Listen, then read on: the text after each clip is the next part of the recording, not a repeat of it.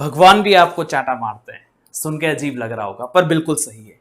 जिस तरीके से एक छोटे से बच्चे को, छोटे जब बच्चे थे, आप भी सब बच्चे थे या अभी होंगे, तो आपने ये जरूर महसूस किया होगा कि आपके पेरेंट्स ने आपको जरूर कभी ना कभी मारा होगा, डांटा होगा, लताड़ा होगा। परंतु क्या उनके मन में आपके लिए कभी प्रेम कम हुआ?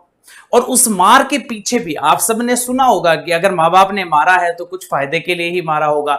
अगर कोई आपको डांटता है, अगर आपके पेरेंट्स आपको डांटते हैं, आपके टीचर्स जो आपके माँ बाप के तुल्य है, अगर वो आपको डांटते हैं तो आपके कुछ फायदे के लिए ही डांटते हैं। ये आपने सुना होगा। तो इसी तरीके से जब आप बड़े हो जाते हैं तो माँ बाप तो आपको नहीं डांटते हैं, क्योंकि उनको जो जो आपको सिखाना है सिखा चुके हैं। पर भगवान तो हमेशा आपको सिखाते रहेंगे। भगवान तो हमेशा आपको सिखाते रहेंगे। तो जब भी जिंदगी में ऐसा होता है कि ये मेरा काम क्यों बिगड़ा, यहां मुझे कष्ट क्यों हुआ, ये परेशानी मेरे जीवन में क्यों आई, तो एक बात मेरे दोस्त ध्यान रखना कि यह वही डांट है, यह वही थप्पड़ है जो आपके पिता, जो आपकी माताजी आपको मारते थे। समझ लेना कि ये कुछ ना कुछ आपके भले के लिए हो रहा है, क्योंकि हर मुसीबत, हर समस्या आपको एक नया लेसन देके जाती है और उस लेसन के आधार पे आप जीवन में आगे बढ़ते हो। तो हमेशा ये ध्यान रखना कि अगर भगवान आपको सता रहा है, आपको ऐसा लगता है कि भगवान मेरे को परेशान कर रहा है, भगवान की परीक्षा मेरी ही क्यों ले रहा है, क्यों ऐसा सिर्फ मेरे साथ हो रहा है, क्यों मेरी कोई जॉब में प्रॉब्लम आ रही है, या XYZ अगर आपके लाइफ में तकलीफें आए, तो हमेशा मान के रखना कि लगता है भगवान का प्लान कुछ और है। भगवान आपको कुछ सिखाना चाहता है, भगवान आपको आगे बढ़ाना चाहता है। एक मुझे छोटी सी स्टोरी याद आ रही है। कहते हैं कि भगवान, कुछ मेरे फ्रेंड्स थे जो कहते हैं कि हमें भगवान पे विश्वास नहीं, भगवान ऐसा होता है, आप प्रूव करके दिखा सकते हो। तो एक बहुत ही अच्छी मैंने एक स्टोरी सुनी थी, वो आपको बताता हूं। क्या हुआ था कि एक स्टूडेंट से, एक जने से हमने पूछा कि क्या आप नहा के आए? कि ये कौन सा बेतुका सवाल है, बिल्कुल नहा के आए हम। कैसे नहाया आपने? कि बिल्कुल सिंपल है, बाथरूम में गए, शावर ऑन किया, नहा लिया।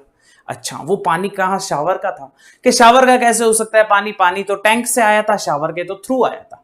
अच्छा, तो वो पानी टैंक का था? कि टैंक का नहीं हो सकता। मैं अच्छा, तो पानी वहां तक जाता कैसे? तो उन्होंने बोला कि हमारा जो बिल्डिंग है, अपार्टमेंट है, उसमें हमने नीचे एक अंडरग्राउंड स्टोरेज टैंक बना रखा है, उसमें पानी स्टोर होता है, फिर एक मोटर है, वो उसको दब ऑन करते हैं तो पानी ऊपर जाता है। अच्छा, यहां तक बात सारी क्लियर हो गई। क्या अगर वो मोटर हट जाए तो क्या पानी ऊपर तक जाएगा? नहीं जाएगा। अरे तो थोड़ा सा दिमाग लगा के देखो कि इतने ऊंचाई पर, इतने फुट ऊंचाई, 10 20 30 फीट ऊंचाई पर एक फल लगा है जो बाहर से बिल्कुल बिल्कुल कठोर है, एक छेद भी नहीं है, उसमें पानी कहां से आया? उसमें पानी कहां से आया? कौन है वो मोटर? कौन है वो मोटर? अगर मेरी कहानी समझ में आई है तो आपको जवाब मिल गया होगा कि भगवान है या नहीं है। ठीक है, आप स्विमिंग पूल में जाते हैं, आप स्विमिंग पूल में जाते हैं और आप जिम में भी जाते हैं। आप जिम में जाते हैं तो आपका पसीना आता है। ये पसीना कहां से आ रहा है? तो मुझे एक विद्वान ने बताया कि सर, जो आपके ये बॉडी में, स्किन में छोटे छोटे होल्स होते हैं, उससे पानी बाहर आता है। अच्छा, उससे पानी बाहर आता है, मतलब होल्स है बॉडी में के है। तो जब मैं स्विमिंग पूल में जाता हूं तो पानी अंदर क्यों नहीं घुसता? अब बताओ, ये नेचर, ब्यूटी ऑफ नेचर है या नहीं है? ये प्रकृति है या नहीं है? तो ये भगवान है या नहीं है? तो अगर मेरी बात आपको समझ में आई होगी, अगर मेरी कहानी आपको समझ में आई होगी, तो जरूर उस शक्ति पे आप विश्वास करेंगे, जो शक्ति हम सब एक मानने को तैयार हैं, पर बस हम अपनी जान पूछ के, हम अपनी लापरवाही से, या हम कह सकते हैं ओवरलुक करके उस चीज को ऑब्जर्व नहीं करते हैं। बाकी भगवान तो हर जगह है।